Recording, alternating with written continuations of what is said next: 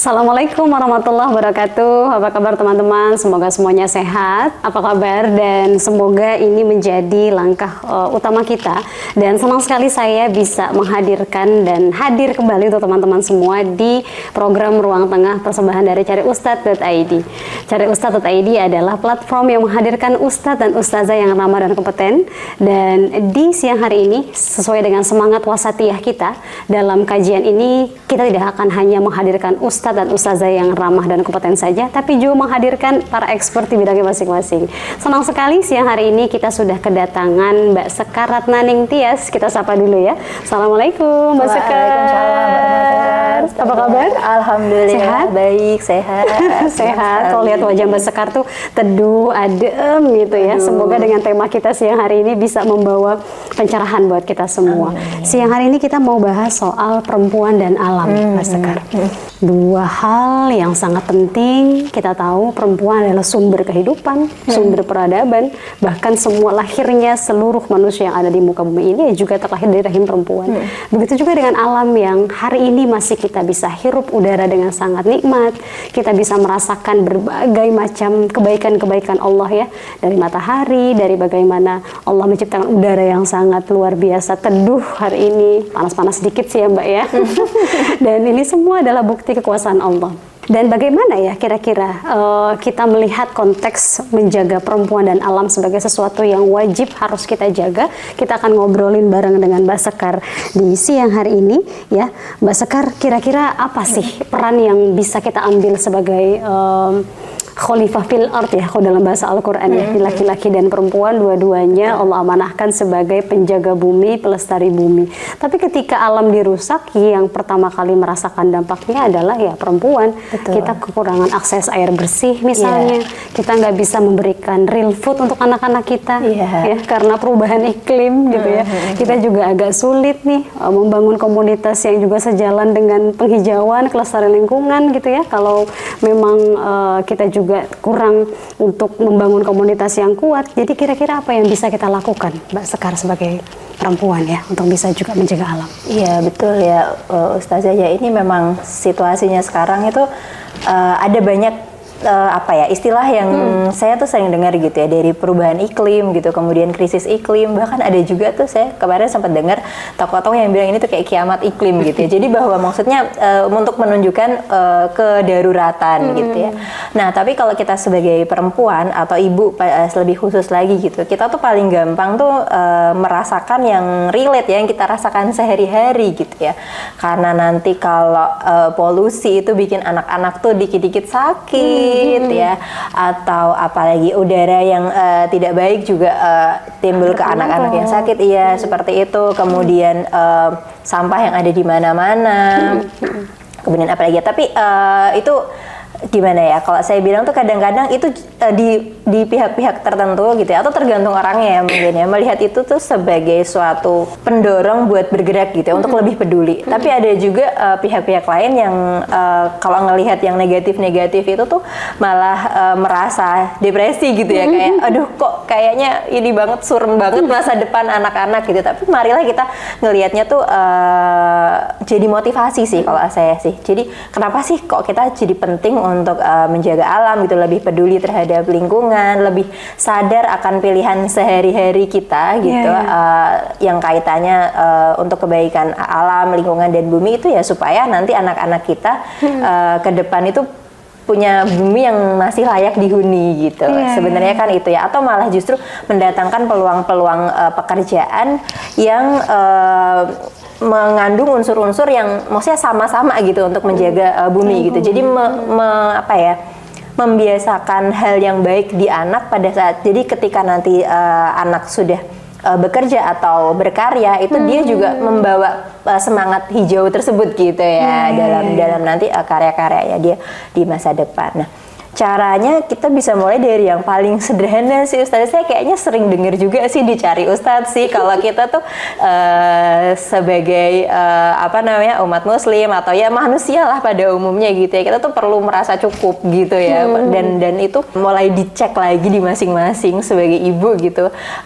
Kita tuh kalau belanja tuh karena perlu atau karena ingin gitu ya. Nah jadi itu juga akan dicontohkan buat anak-anak juga ya, sesederhana itu. Kemudian kalau makan tuh dihabisin atau enggak, karena kan kalau makanya dihabiskan, oke nggak ada sampah, tapi kalau nggak dihabiskan itu akan menimbulkan sampah baru.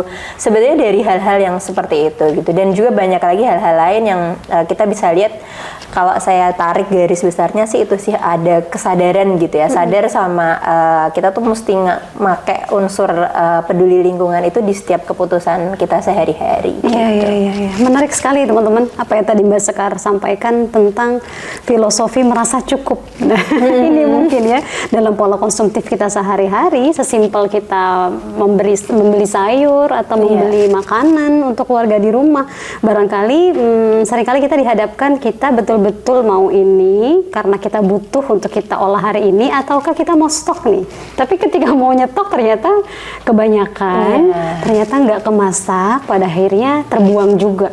Ini mungkin yang akan menjadi concern kita ya sebagai ibu ya Mbak Sekar ya. Kita memberikan keteladanan kepada anak-anak di rumah bahwa mereka bisa mengkonsumsi makanan atau minuman yang memang mereka layak untuk konsumsi, dan pastikan mereka menghabiskannya begitu ya, agar tidak terhenti dan terbuang begitu saja, apalagi kalau sampahnya tidak diolah ya Mbak Sekar ya. Nah, PR berikutnya tuh. Iya, tahap selanjutnya ya, kembali mengecek lagi ya.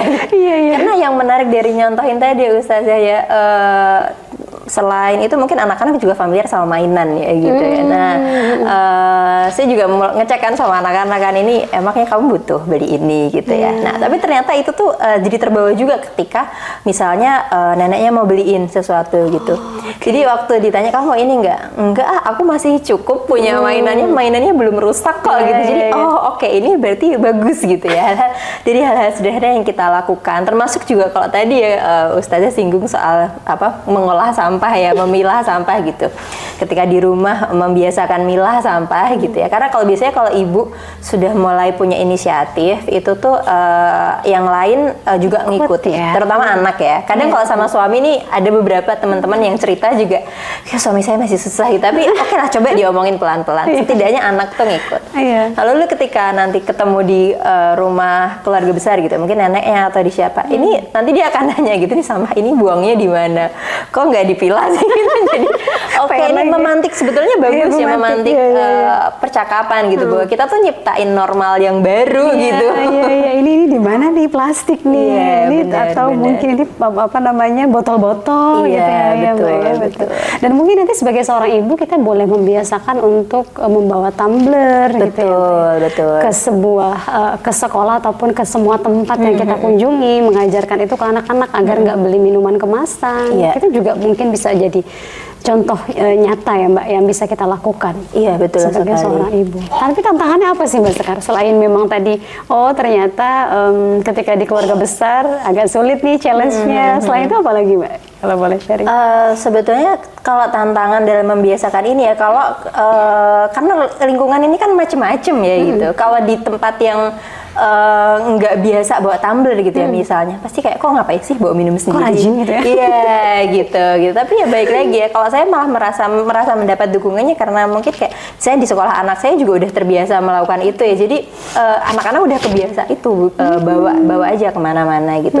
Nah kalau tantangan dari pribadi mungkin naik turun ya kadang-kadang semangatnya ya Ustazah ya, namanya kita manusia ya. Kadang tuh kayak mungkin yang paling susah tuh kayak ngerapihin ya yang udah dipilah atau apa, atau kadang kita juga kayak tadi sadar belanja sesuai keperluan, tapi kadang kita kayak pengen kayaknya kok gemes gitu ya. Tapi mungkin balik lagi ya, yang menguatkan lagi tuh mungkin ketemu sama ininya sih, alasan kuatnya ngapain sih kok saya tuh repot-repot ngelakuin ini tuh kenapa gitu. Ternyata ya itu sih kalau saya mungkin agak filosofis sih ini alasannya sih, yang menguatkan itu ternyata malah proses untuk belajar lebih peduli lingkungan tuh sebenarnya adalah cara ngajarin anak tuh tahu akan proses gitu loh. Kayak misalnya ngompos gitu ya. Di zaman yang serba instan menurut saya itu penting gitu. Jadi bahwa ini tuh ada prosesnya loh, dan kita perlu menghargai proses tersebut gitu. Nggak harus cepet, ya harus langsung ketemu hasilnya, tapi proses gitu. Termasuk kayak proses misalnya yang agak panjang apa tadi bawa botol gitu ya. Itu kan sebenarnya kalau kita mau simple, kita nggak usah bawa apa-apa gitu ya. Tapi kita menghargai itu proses yang baik untuk kita ke depannya. Jadi kayak ngebalikin lagi ke kenapa sih kok mau seperti ini, itu biasanya menguatkan lagi sih. Kayak mengajarkan kesabaran juga ya. Iya, betul. Karena kan anak-anak sekarang serba cepat di dunia yang serba cepat ini, informasi semakin masif ya Mbak Sekar. Kita bisa mengajarkan, menanamkan nilai-nilai bahwa sayur yang kamu makan ini kan diproses tanam dulu. Ya. Nasi yang kamu makan ini sebelumnya adalah beras, harus dimasak, ditanam oleh para petani. Mungkin kita bisa memberikan sedikit demi sedikit ya usaha itu, atau men-sounding itu ke anak-anak kita di rumah agar mereka menghargai apa yang mereka makan gitu ya, mengambil yang cukup gitu ya, bukan yang lebih, dan membeli yang mereka butuhkan, bukan hanya mereka inginkan. Betul. Sekarang meskipun tantangan sekali lagi kadang-kadang kita tergoda oleh yang unyu-unyu, ada diskon. Bener sekali.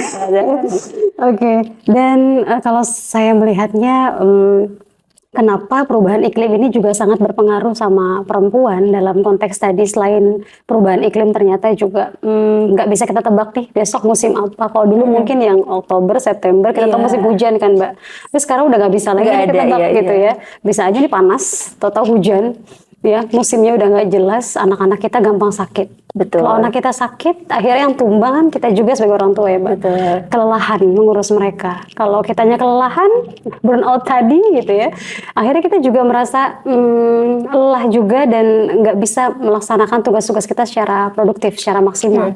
Dan ini rasanya akan menjadi berkelindan ya, antara bukan hanya kepada perempuan, tapi juga kepada suami, kepada keluarga besar kita, boleh jadi, dan nanti kepada masyarakat juga tentunya. Jadi mungkin kesadaran ini yang perlu kita tanamkan di rumah ya Mbak ya. Jangan sampai kalau saya boleh sharing satu ayat yang sangat krusial soal lingkungan, misalnya kerusakan di darat dan di laut itu kan bima kasabat sa'idin nas gitu ya, kalau kata Al-Qur'an ya, karena ulah tangan manusia, ya bukan ulah tangan hewan, tapi kita disebut annas gitu. Jadi siapapun berpotensi merusak lingkungan, tapi kita semua laki-laki dan perempuan juga anak-anak kita di rumah berpotensi untuk bisa menjaga lingkungan. Ya, semoga kita bisa mewariskan alam yang lebih sehat, mewariskan bumi yang lebih hijau, agar anak-anak kita bisa hidup dengan layak di bumi yang gak ada gantinya ini. Karena kalau kita harus pindah planet, pindah kemana ya Mbak? Aduh, itu kayaknya lebih panjang lagi ya urusannya. Iya.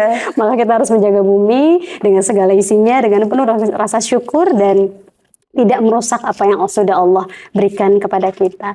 Luar biasa sekali teman-teman apa yang kita bahas hari ini. Banyak insight yang kita dapatkan hasil obrolan dengan Mbak Sekar tadi. Pahami dulu apa yang kita butuhkan, lalu filosofi rasa cukup kita tanamkan itu kepada anak-anak di rumah, dan insya Allah semoga ini bisa menjadi bekal agar kita bisa menjadi orang tua yang aware untuk sama-sama jaga bumi, insya Allah. Baik, terima kasih teman-teman sudah hadir dan sudah menyimak tayangan di Ruang Tengah episode siang hari ini. Semoga bermanfaat. Saya Ina Salma Febriani mohon undur diri. Terima kasih. Wassalamualaikum warahmatullahi wabarakatuh.